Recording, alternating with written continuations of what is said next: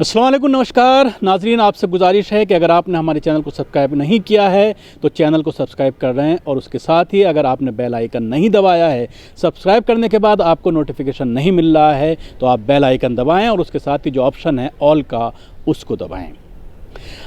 आपको याद होगा ताहिर हुसैन, दिल्ली में जो दंगा हुआ था 25 फरवरी को, उसमें ताहिर हुसैन को लेकर जिस तरह से रिपोर्टिंग की गई थी और छत पर जाकर के जिस तरह से वॉक थ्रू तमाम चैनलों के ज़रिए किए गए, उसके बाद ताहिर हुसैन का नाम आया। हालांकि वहां पर जॉइंट सीपी ने आकर ये कहा कि ताहिर हुसैन ने ख़ुद उनको फ़ोन करके मदद की गुहार की थी और उसके बाद उनके ऊपर एक्शन लिया गया दिल्ली पुलिस के ज़रिए।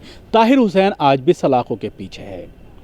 ताहिर हुसैन का एक साथी ताहिर हुसैन के साथ इस केस में बंद किया गया था। 25 फरवरी का वाक़या पुलिस ने बताया और 28 तारीख को एक एफआईआर दर्ज की गई। उसमें 2 पुलिस कांस्टेबल को चश्मदीद बताया गया और उनके ज़रिए एफआईआर दर्ज की गई। ताहिर के जो दोस्त हैं उनका नाम है इरशाद अहमद। एफआईआर नंबर 80/2020 जो वहाँ लोकल थाने में दर्ज की गई है। इस मामले में हाई कोर्ट में बेल की एप्लीकेशन लगाई गई थी इरशाद अहमद के ज़रिए और उनको बेल मिल गई है। बेल हाई कोर्ट ने ग्रांट कर दी है।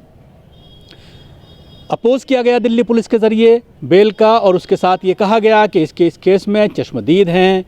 इस केस में उन्होंने ये कहा कि हमारे पास बहुत सारी सबूत हैं, लेकिन कोर्ट ने ये कहा कि दिल्ली पुलिस ना तो कोई वीडियो कोर्ट में पेश कर पाई है और ना ही कोई फ़ोटोग्राफ कोर्ट में पेश कर पाई है कि जब फसाद हो रहा था, जब ताहिर की छत से जिस तरह से पुलिस की एफआईआर में है कि वहाँ से बम बरसाए जा रहे थे, तो उस वक्त कोई वीडियो इनके पास नहीं है, ना ही कोई फ़ोटोग्राफ है कि वहाँ पर इरशाद अहमद मौजूद था। ये दलील कोर्ट के ज़रिए दी गई और उसके बाद इनको ज़मानत दे दी गई।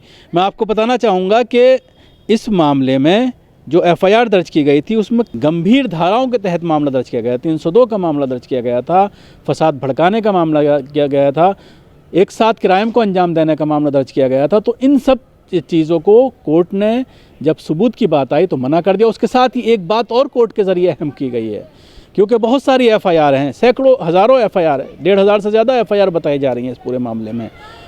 तो कोर्ट ने ये कहा कि 25 तारीख को क्राइम हुआ, 25 तारीख को दंगा भड़का, लेकिन जो एफआईआर दर्ज की गई वो 28 फरवरी को दर्ज की गई।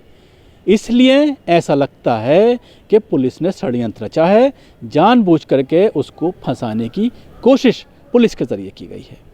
अब ये देखने वाली बात होगी कि जिस एफआईआर में खुद ताहिर का नाम है और उसके दोस्त को भी उसी एफआईआर में बनाया गया था, तो इस मामले में एडवोकेट से हमारी बात हुई है तो इस ज़मानत का फ़ायदा ताहिर हुसैन को भी मिल सकता है। लेकिन ताहिर हुसैन के ऊपर और बहुत सारे केसेस लगाए गए हैं, जिस तरह से ईडी ने विदेशों से फंडिंग का मामला उसके ऊपर लगाया है, उसके अकाउंट को लेकर के उन्होंने शक जाहिर किया है कि विदेश से पैसा आता था, तो उस केस में भी उसको ज़मानत लेनी पड़ेगी। लेकिन जाहिर सी बात है दिल्ली पुलिस को कहीं ना कहीं इस पूरे मामले में मुंह की खानी पड़ी है, और जिस तरह से दिल्ली पुलिस हमेशा इस पूरे मामले को लेकर, दिल्ली दंगों को लेकर कटघरे में खड़ी होती नज़र आ रही है।